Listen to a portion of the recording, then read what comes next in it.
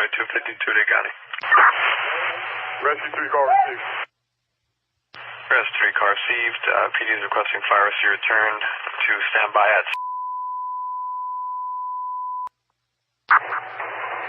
Rescue 13 available. Rescue 13 available, 2253 Dade County. Engine 47? Engine 47, go ahead. Where do you have Rescue 3 going?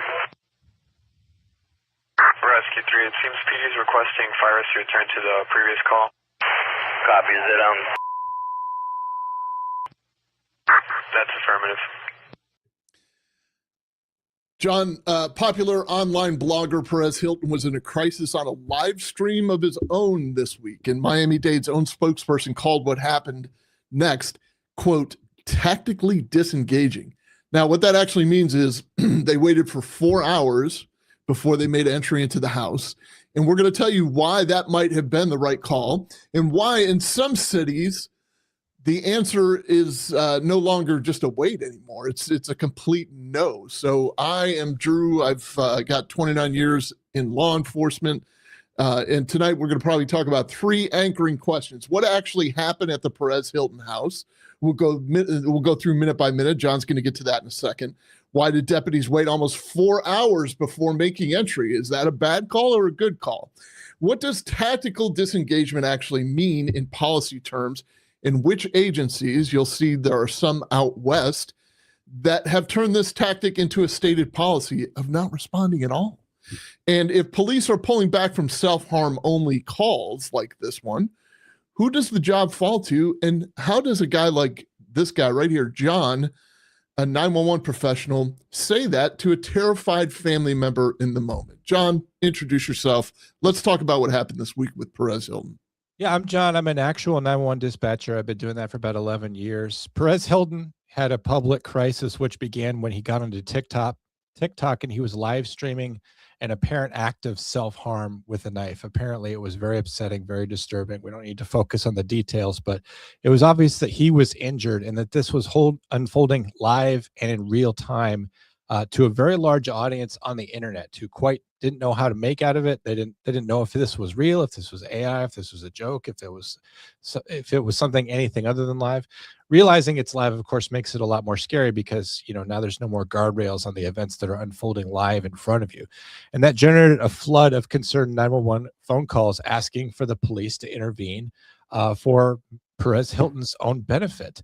Miami-Dade deputies responded to his home and they determined that Hilton was alone inside his house and apparently he was armed with a knife, but he wasn't threatening anyone else. And rather than forcing their way inside, which could escalate the encounter or create a situation in which someone might precipitate their own homicide by engaging police officers, officers contained that scene and they attempted to just communicate with them. The response developed a prolonged crisis that Hilton, it turned out okay at the end. He was taken into custody and now he's getting help at the hospital. He's asking for privacy, but it opens up big questions about why the police responded this way. Is this something that we can expect in the future?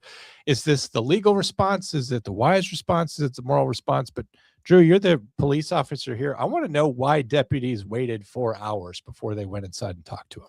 It's a great question. This is just a quick disclaimer before we even start. Neither of us is an attorney, so this shouldn't be construed as any kind of legal advice. Everything tonight is operational analysis. It's not legal analysis. It's not a verdict on Miami-Dade specific call. It's not commentary on Perez Hilton's mental state. It's just a breakdown of a real growing shift in how 911 systems are handling calls like this nationwide. What we want to make sure we do, though, is acknowledge this. If you or someone you know is struggling, the 988 Suicide and Crisis Lifeline is available to you right now. It's 24/7. You could get it by calling or texting. And we're going to say that once here, we mean it. You could call us if you want to. John would always take your call. I guarantee it, no matter if he was working or not, and as I would. So getting back to your question. So there's been this movement within law enforcement of not responding and or slowing things down, making tactical decisions based on who all is in the house. Now, in a case like Perez, He's very well known, and obviously he's on a live stream, so a lot of people are watching. I want to ask you later about the overwhelm that Miami-Dade probably endured, or perhaps didn't, because they were calling from different locations all across the United States. Now, the thing is, and we'll delve into it a little bit deeper in a second, but what law enforcement agencies across the nation have experienced is there's one person inside a house, they're causing self-harm, and a family member calls 911 and says, get over there, I need you to intervene in that. And it's the job of law enforcement to enforce laws, one, but we protect the public too, like preserve the rights and dignity of everybody, of all citizens. And when somebody needs help, we're definitely going to respond. Or are we? Because there's been a shift where agencies, specifically out west, are saying, no, you're putting us in a very bad position by doing that. Somebody is threatening self-harm, and there is nobody else in the house that is in danger other than the person that wants to cause harm to themselves. We are now putting the officers in a very dangerous situation. And there's no precedent that says inaction means you should have saved them, therefore you're liable for them, John, or liable for any damages that happen. But often what happens is law enforcement agencies respond, the person that's attempting the self-harm switches their mode from self-harm to, I can make you harm me, and kind of forces the law enforcement agency to respond in that way. And what happens next is the family first gets on TV all over the place and says, that's not what we called you for. And then secondly, they file a civil rights violation lawsuit because, hey, you killed our loved one. And, we're put in this predicament. What kind of instances have you run into, John? Have you had anything like this? Well, I've dealt with barricaded subjects a lot. When you first go to school to learn how to do crisis and hostage negotiations, what you realize is that you're probably not going to be dealing with a movie type situation, the negotiator, the taking of Pelham 1, 2, 3. It's not usually like that.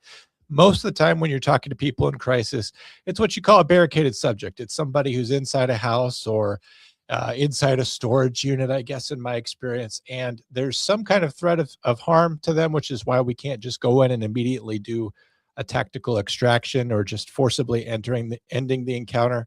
And so we have to talk to them in order to get to a place where we can sort of take all the energy out of the situation and find a way to preserve everybody's lives. That's what we do when we engage in negotiation with people. But Drew, we have to take a step back and we have to look at what is the mission of the police.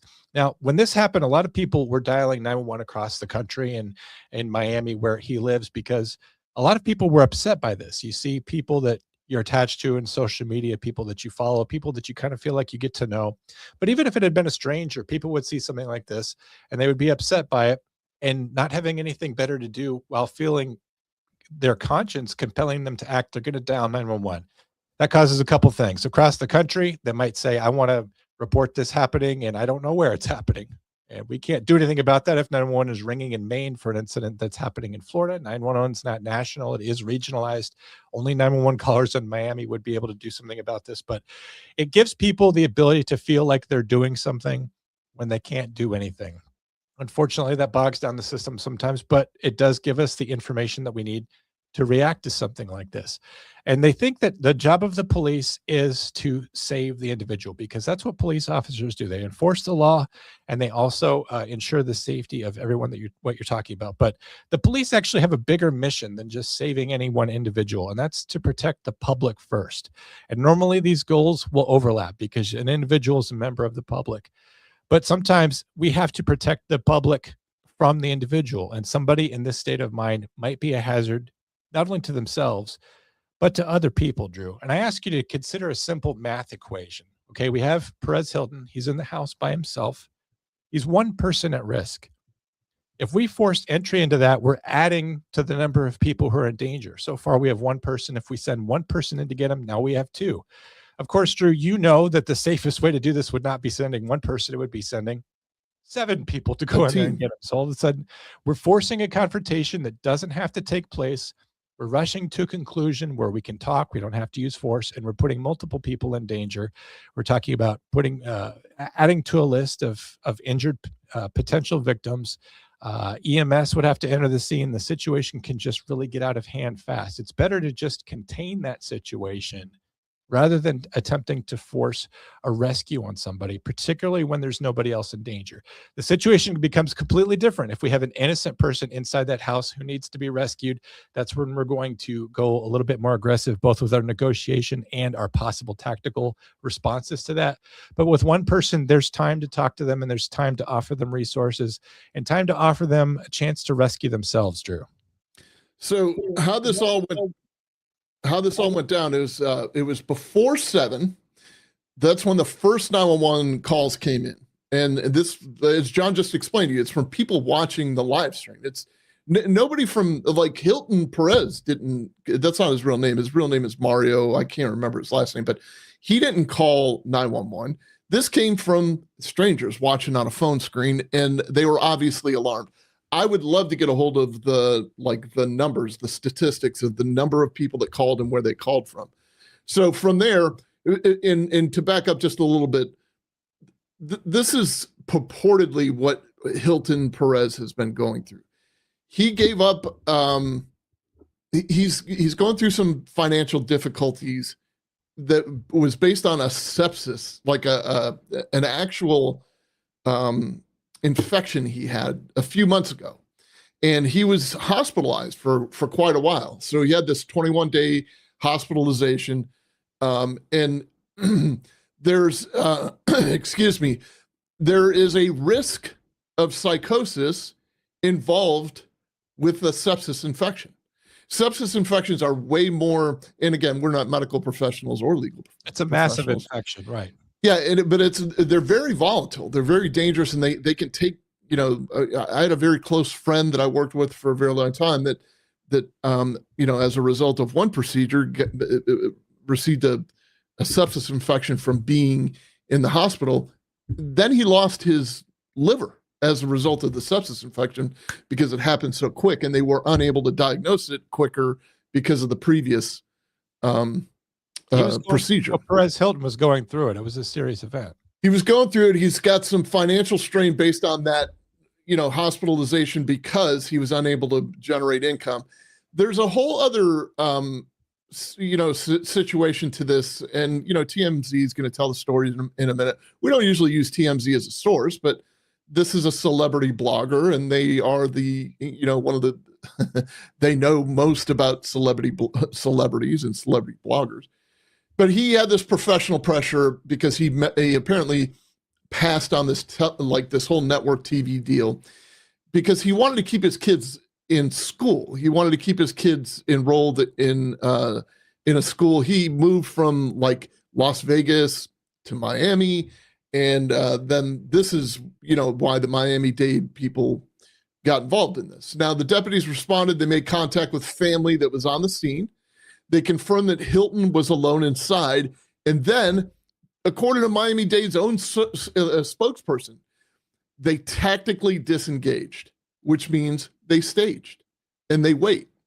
So what that means is he's the only one in there. They know the kids have already fled. The kids weren't in the house. The people are giving them real-time updates on the live stream if they're not watching the live stream themselves, if they haven't cut the live stream. No pun intended, because there was, and I'm not even joking about this. It was brutal. It was like a Charlie Kirk situation that we talked about a couple of weeks ago, where, this stuff is right in front of us and in real time, and people are shocked by what they see, and other people are just in response mode, and they've got to save whoever's on the other side. So,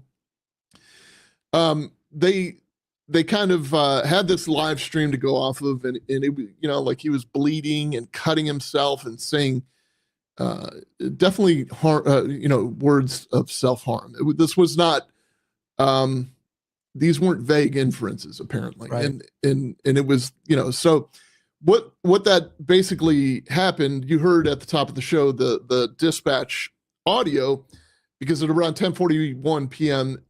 It was rebroadcast as a suicide attempt, and fire and EMS were actually brought in because they slowed things down. The cops that responded slowed things down. They're not going to rush in there as a team, as you just discussed. Definitely not one person's going to go in there. But John, what is generally the negotiation like when you have somebody on the inside, on the other side of the door, that's in this kind of crisis? You have to contact them, usually by phone. We're not going to do it face to face. This isn't the movies, but we got to try to slow everything down. And a great question to start is to show that you care, that you're engaged in a level where it's not just your job. If you call on the phone and it sounds like you're just trying to place a call like you're ordering a pizza, they're not going to respond to this. You have to be a human being to successfully negotiate with somebody who's in crisis. You got to know, Perez, or whatever his name is Mario, I'm John. I'm calling you because I'm concerned about you. This went out over TikTok. This is what people saw. This is what lots of people are contacting us about. We're concerned about you. I want to know what's happening. I want to know if you're okay. I want to know if you need an ambulance. And I want to know how we got here.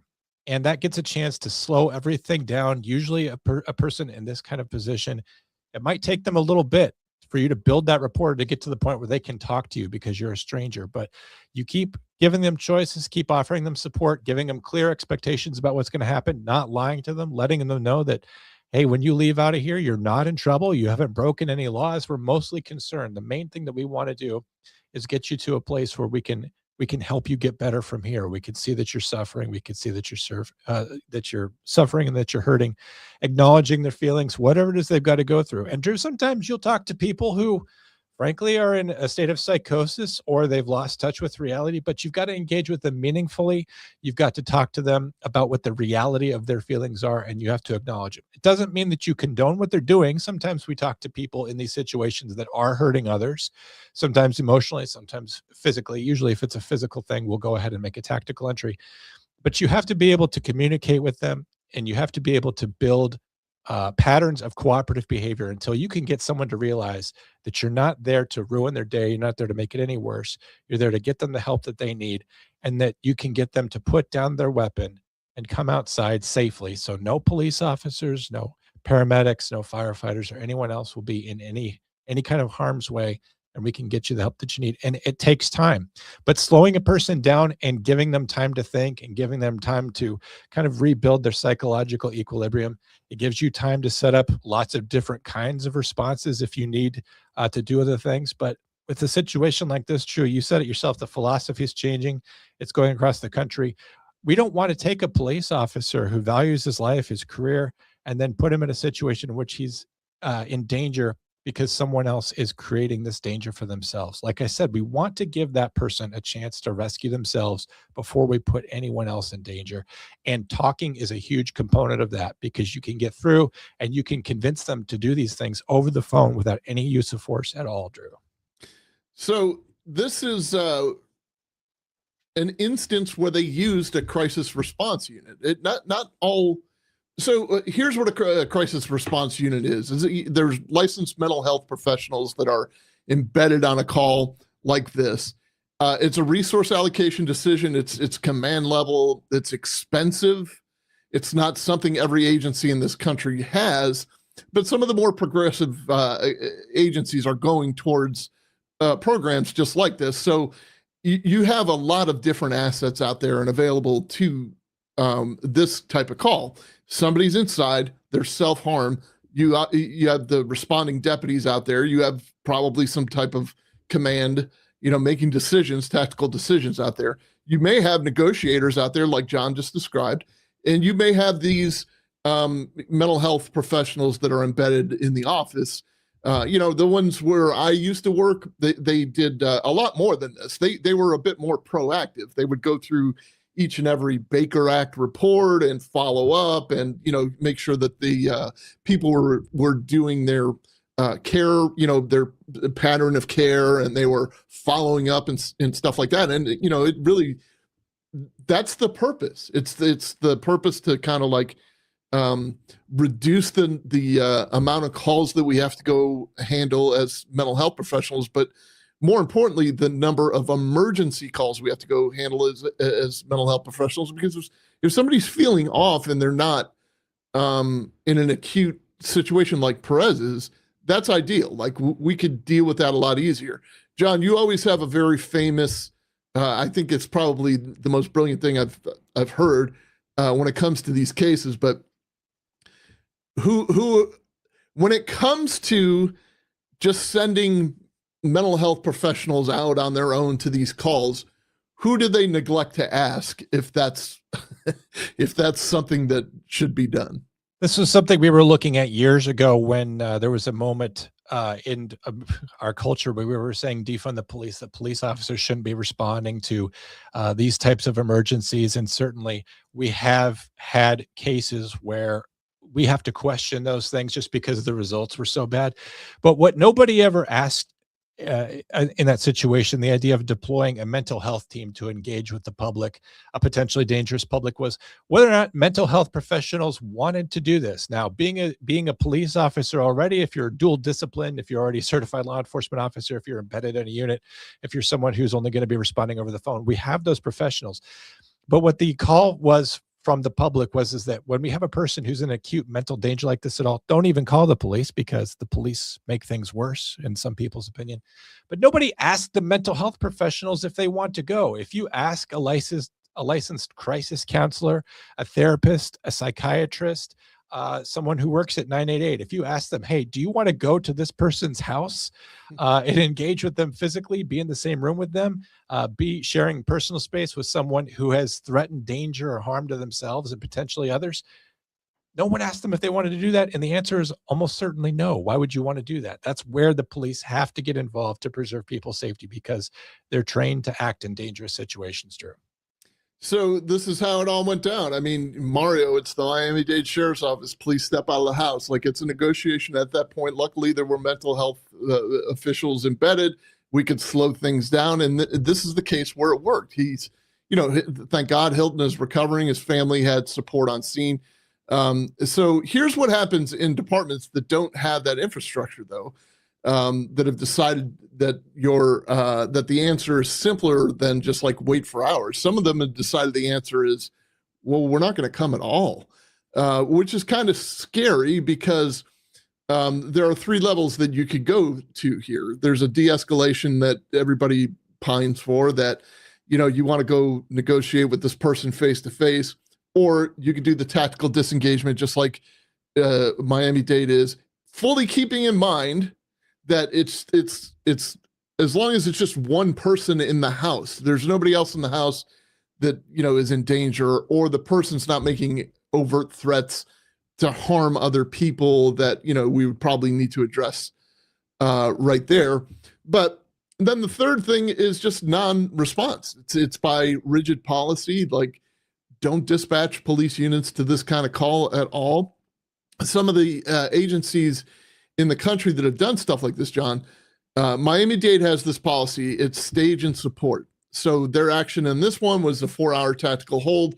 They deployed a specialized unit with that critical incident or critical response unit, crisis response unit.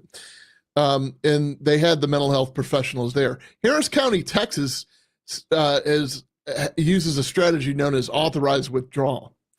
And they have an actual policy that explicitly allows leaving the scene if the subject is alone and poses no threat to anybody else.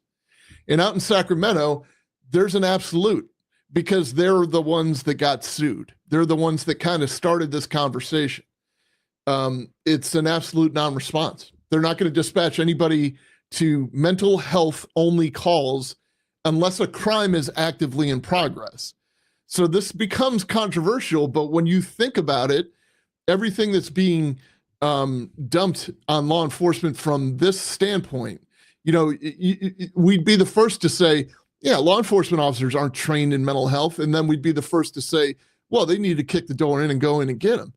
Being mentally ill is not a crime. We can't be the answer. That's what the sheriff of Sacramento County said. His name is Jim Cooper.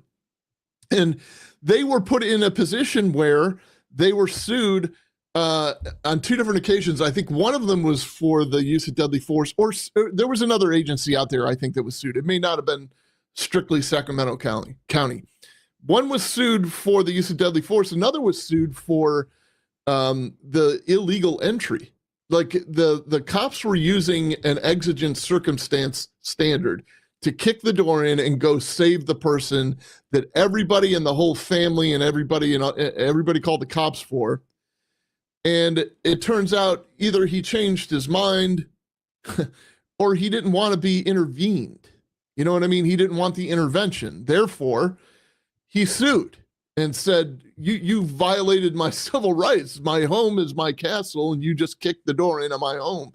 I'm not sure if that's the same case where the person was shot. I don't think it was.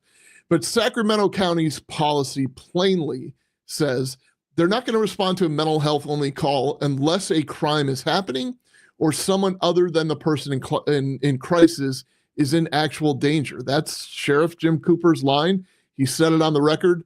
They're not afraid of it.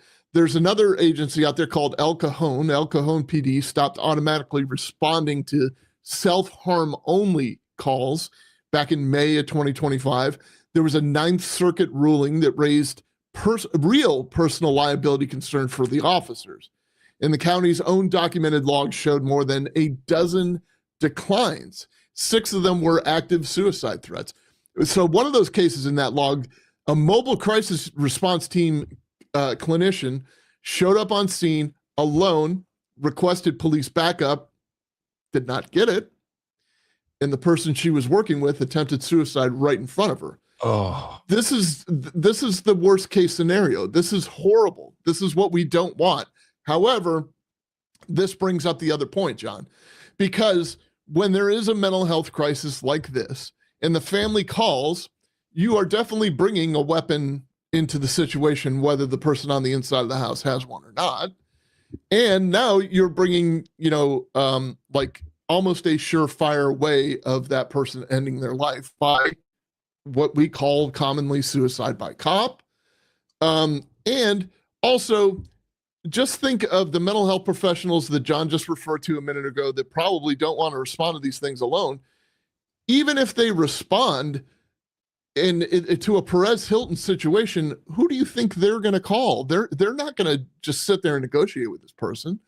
If the person is on the other side of the door and they have a knife and they're cutting themselves, that is not a mental health professional only call. You now have a weapon involved, and there's a second person involved that's in danger. So we're running into these situations. And I just want to be careful with this, is because it's not me telling you El Cajon got it wrong. It's the trade-off that nobody wants to say out loud. When you pull resources back, sometimes that resource that's missing was the one thing standing between a bad moment and a fatal one. So, because it's the why now underneath both Sacramento and El Cajon, police generally have no legal duty to prevent somebody from harming themselves. Doing nothing on its own is not legally actionable. But the state created danger, like the claims that in the qualified immunity exposure, those are real risks the moment an officer does act and it goes wrong. So the asymmetry is driving a lot of the shift. That's context. That's not the whole show here, but this is what we have to deal with. This is what we as law enforcement professionals have to deal with. But more importantly, John, you as a 911 professional have to deal with, because 9 times out of 10, this comes in on a 911 call. And if your department adopted Sacramento's policy tomorrow, how do you actually tell the mother on the phone that nobody is coming? Well, the harder policy is those agencies that are having no response at all. And I certainly understand why. If there's no criminal action and there's nobody in danger, you're only forcing an encounter or a situation in which you're increasing liability, danger. And if it was a Perez Hilton type situation, you'd be adding a gun to a knife problem. Like, could you see how we're escalating a little bit here? We're creating, we're just adding potential danger. But the conversation that comes in for us is, we'll typically take this call. We'll start as a well-being check. A family member wants us to go check on someone because of something that got posted on social media or something that got texted to them. And we do what we can in welfare checks. If we're talking about an adult, they do have the privacy to say, I don't want whatever's going on with me to get back to the person who called, which can be difficult to deal with sometimes. But sometimes they'll be really worried. Family members love their family members very much, and they care very much. And they're waiting in agony at home in an endless holding pattern, waiting to get good news from a police officer that their loved one is safe and warm, and they've got a blanket around their shoulders, and they're drinking coffee, and they're feeling better, and they're on their way to get some help. But if we're going to go into our own holding pattern where we're just holding a perimeter to make sure this person doesn't leave, put anyone else in danger, and we're just talking to them, they might call several times, particularly if this is going to last 4 hours, like in the Perez Hilton situation. They may say, hey, why have I not heard back from a police officer? What's going on with my loved one? They can't bear waiting. And the answer is that, nobody's going through the door. Especially in a case like Perez Hilton, where this guy might be live streaming these things, we can see that the police are not taking action. And that might especially upset them, that this situation that's in progress, that needs response right now, doesn't have any active response to it. So what do? They pick up the phone and they dial 911. And I'm not a police officer. I'm not a policymaker. I'm not the chief. I'm not the public information officer, but I am the person that's going to answer that call. And I'm going to talk to the family member who's watching and feeling this terrible family event unfold in real time, whether they're watching it or not. And that can be very emotionally difficult, because how do I translate to them that it's not that nobody cares, it's just that no one's willing to put themselves in danger for your loved one, which sounds crass, but it's a practical reality. We don't want more people getting hurt. Like I said, we want your loved one to take advantage of the opportunity that we're giving them to save themselves. But they're not going to understand any of this. It's all emotional for them. You can't be rational with them. So we'll say, we're talking to them. We're trying to get in touch with them. We're trying to slow things down. We're trying to negotiate. We're trying to encourage your loved one. We're trying to support them. We're working on it. You give what assurances you can, but ultimately it's going to ring hollow. And there's no clear solution, Drew. It's an impossible situation to be in. You just have to handle it like so many other situations in the comm center. You do the best you can, and you try to get through to the other side. Yeah, I really think that this is yet another unfair burden that we've put on our 911 professionals that maybe we haven't acknowledged yet, because it hasn't fully emerged yet. Like the law enforcement community is still kind of struggling with this. Some agencies leave it to the shift commander, to the guy on the street to make that decision if they're going to pull people back or not. But as as we just saw here, some agencies are saying, no, we have a standing policy. If you call 911 and there's nobody else that's in harm other than one person, well, that one person is going to be left to their own devices. Yeah, John, it's not that they're expendable. It's just that sometimes some people are so agitated that the more we engage with them, the worse it can make it. So you can't develop or implement a broad policy that applies to all situations. Even talking to people who are in crisis, people have different things. They have different feelings. Suppose you have somebody who already has a pretty negative stance towards the police. It's going to be much harder to talk to that person. And it may not do anything but irritate them and agitate them, particularly if the problems that are getting them down, sometimes that's police related. And so it can be very difficult to come up with any kind of broad policy. You just have to say, well, we're not going to go in and we're not going to knock on the door and we're not going to kick this door in violation of the Fourth Amendment and force this confrontation when it doesn't need to happen. It doesn't mean we don't care.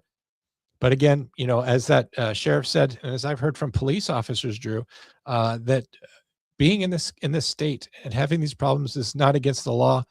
There is no one else that can step in and cover for this, because our mental health professionals are not trained and it's not their role to step into a dangerous situation. But the police, even when partnering with these mental health professionals, it's still not adequate. It can't adequately cover the gap, because we can't cover all situations and we can't assure everyone's safety. We can only preserve as much life as possible. And it comes down to that math equation that I told you about. 1 + 0 = 1, whereas 1 + 1 = 2. And you try to keep that number as low as you can. So bringing it back to Perez, the system worked for Perez Hilton because Miami-Dade had the resources. They had a crisis response unit. They had mental health professionals, and they had the time. So they had the resources to be able to handle all the other calls in the county while, they could commit, to the de-escalation and do it right. But that's the uncomfortable truth underneath all of this. Not every agency has that infrastructure. And for a lot of families going forward, the honest answer might look a lot more like Sacramento than Miami-Dade. And there is an actual recent example, John, of what happens when you kind of force the cops to become mental health professionals. Or I want to talk a little bit in a second about the psychological effects that watching this on a live stream have.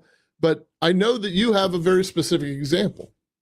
Yes, I want to talk about a police engagement with somebody who dialed 911. She was worried about there was a prowler on a property. She thought there was somebody outside. The police officers showed up. They checked her property. They found nobody lurking outside.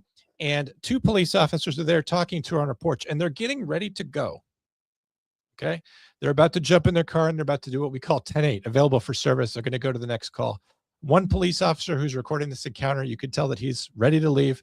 And then there's a police officer who's talking to this woman who to this day probably wishes that he hadn't asked her a critical question. I'm going to go ahead and play it for you. See if you remember this case. Nobody's out here. You didn't see anybody? Nope. No. Check the whole area.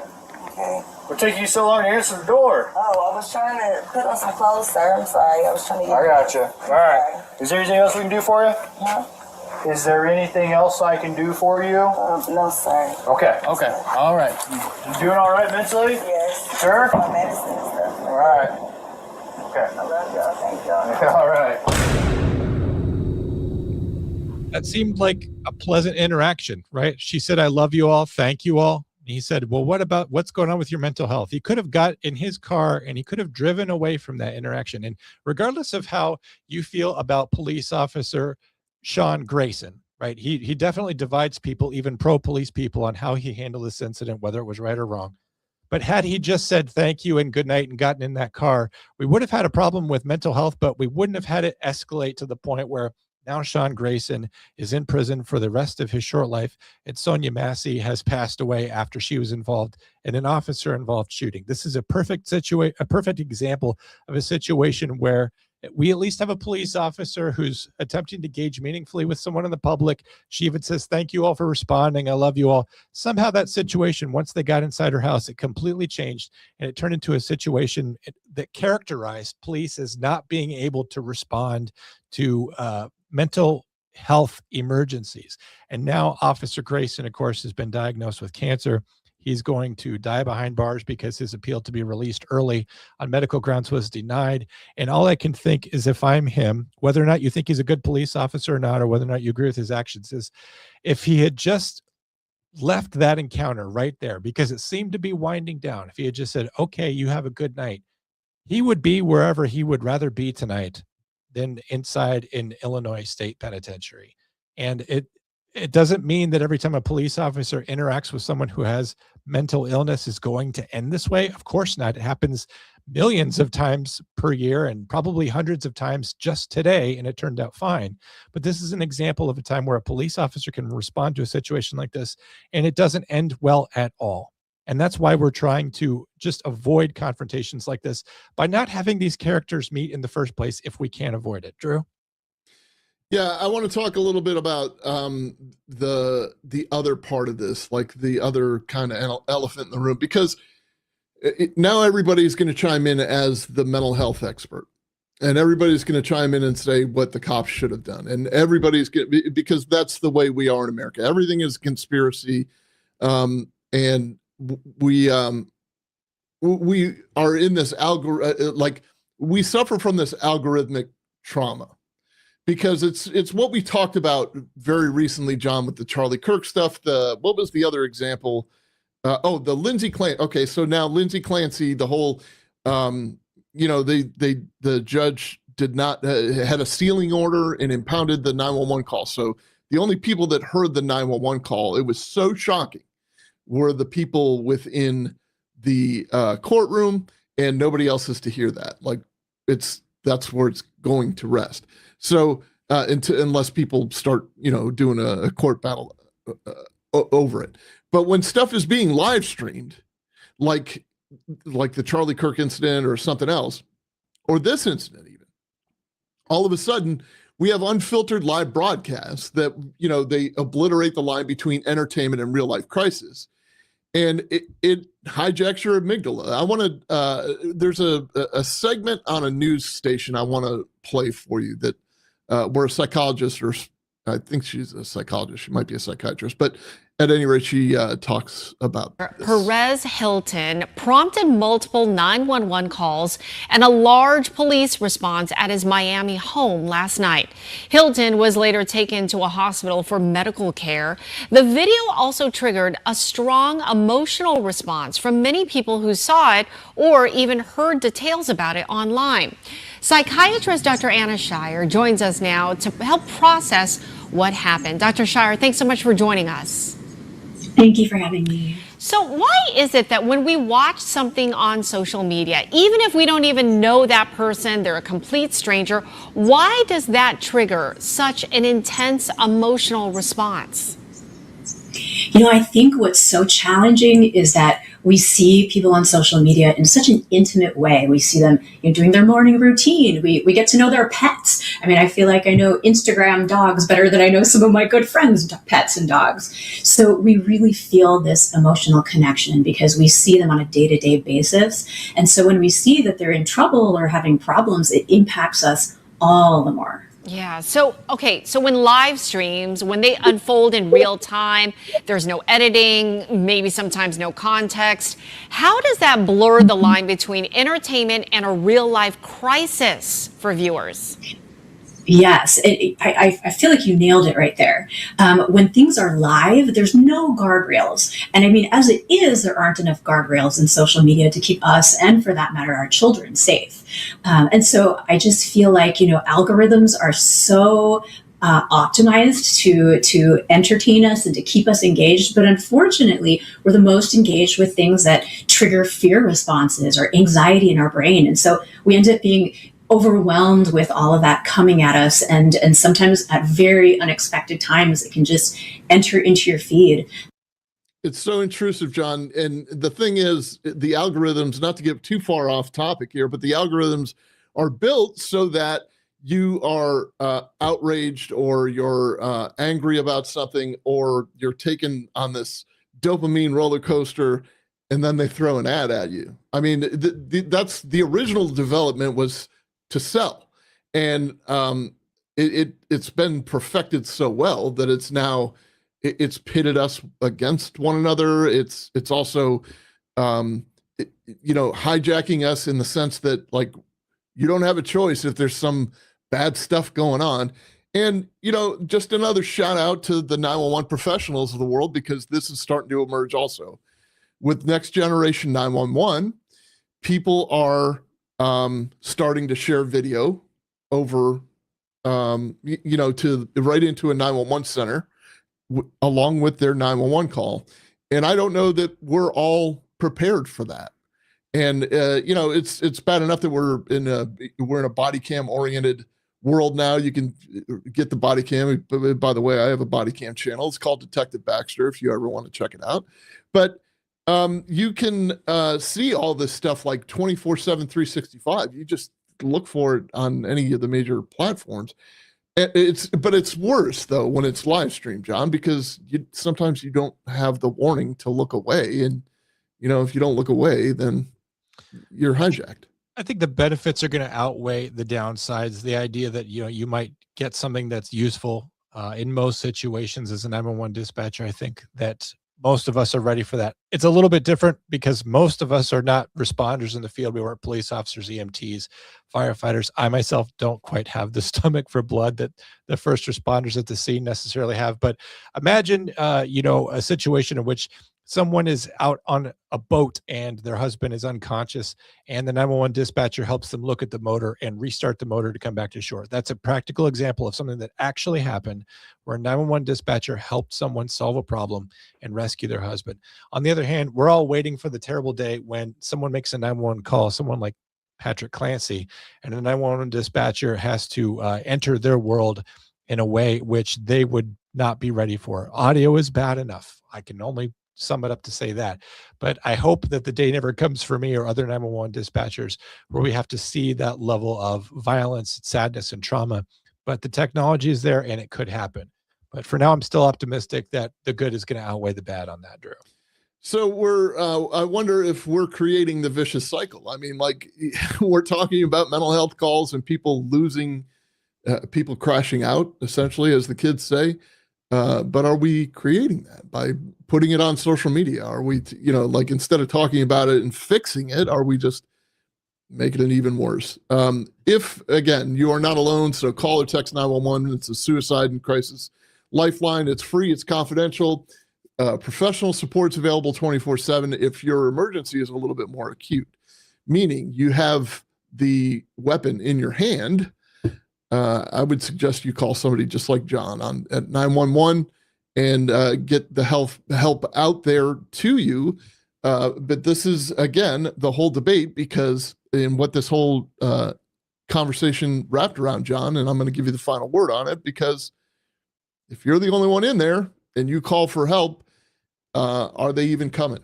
And if you're calling for help to say, hey, I want help, it's a different story than somebody else in your family calling saying, hey, they need help. Yeah, if you are calling 988, first of all, you need to understand it's a crisis hotline. That means if you're really going through it, this is people that are going to listen, they're going to understand, they're going to refer you to resources that will get you the help that you need. You also need to understand that there are limits to the confidentiality, and there's limits to things that 988 can do for you. If you're in a situation where you're in imminent risk of self-harm, they are going to refer you to law enforcement. That's the legal thing to do. That's the moral thing to do. That's the just thing to do. That's the right thing to do. And if you're calling 988, there's something inside of you that says you want to get through this situation and you want help. And when law enforcement responds to that, do what the police officers say. That's exactly what I would tell you. Any 911 caller in any situation is that the police are there to help you. Sometimes it's hard when, police kind of have an image that they don't seem like the most caring people or the most helpful people. But I know police officers, okay? Police officers, they have sons, daughters, brothers, sisters, they're family people just like you. They do care about this. They do want to respond. They do get into this job to engage meaningfully and to change outcomes. They want to help you. And to get that help, you have to want to help yourself. So engage, whip back with the police officers, talk with them, give them time, give yourself time. You're worth the effort. You're worth the energy. Don't make a terrible decision when the situations that are pushing you to this point in your life, that there may still be alternatives. Give us a chance to help you. At least give us a chance to let you live one more day, to let you really think about this and whether or not this is something right for you. Reach out, talk to 988. They're there to talk to you. If it's an emergency, pick up the phone, dial 911, and just tell us exactly what's happening. And answer your questions, and we'll be there with you, and we'll do what we can until a police officer can get there with you and get you the help that you need. And people do survive what you're going through. People have been in positions like you, and they do get through to the other side. And there is hope out there. No matter how far away it feels, you can get there. 988 and 911 are going to help you do that, Drew. We respond to about 99.9% of the comments, speaking of 988. So I really want to know where people stand on this issue. I mean, is the self-harm, one person in the house, is this a police response issue?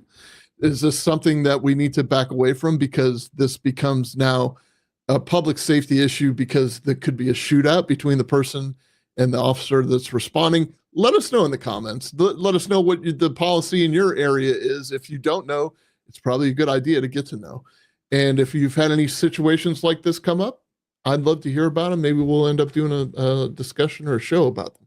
Yeah, John, no matter how you feel, I think it's valid. I used to feel the opposite way. The idea that a police officer or the police wouldn't respond to a situation like this, it really hurt my heart. I'm just like, it's the moral and it's the right thing to do to rescue people. But I understand now that I'm responsible for sending people into harm's way, the reasons why we wouldn't do that.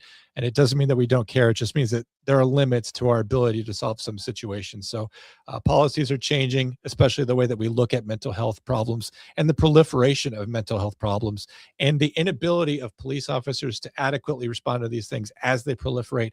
Police are not the answer to all of these situations, Drew. John is on fire. If you don't know, he has a Spotify members only program for our podcast. It's called Comm Center True Crime. And I would love it if you join that. It's a nominal fee compared to what you get. If you listen to the half of what he put out this week, like I did, he had some amazing calls. He had the Weepy Voice Killer, which was always a good story. But then he had The Ella French story of Keith Thornton, the dispatcher who was disciplined for taking control and being a good leader.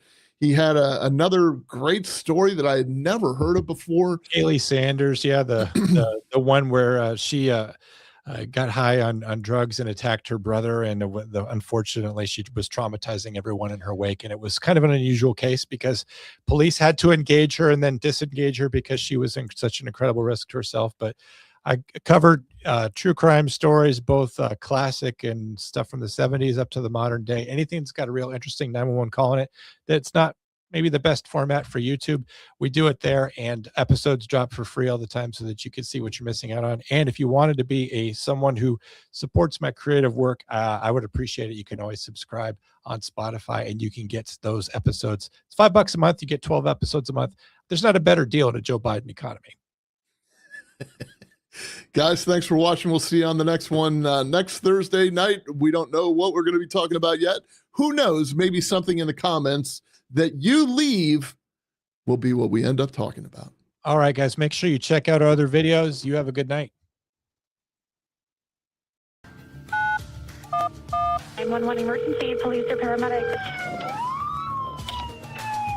He's going westbound on foot. Westbound on foot.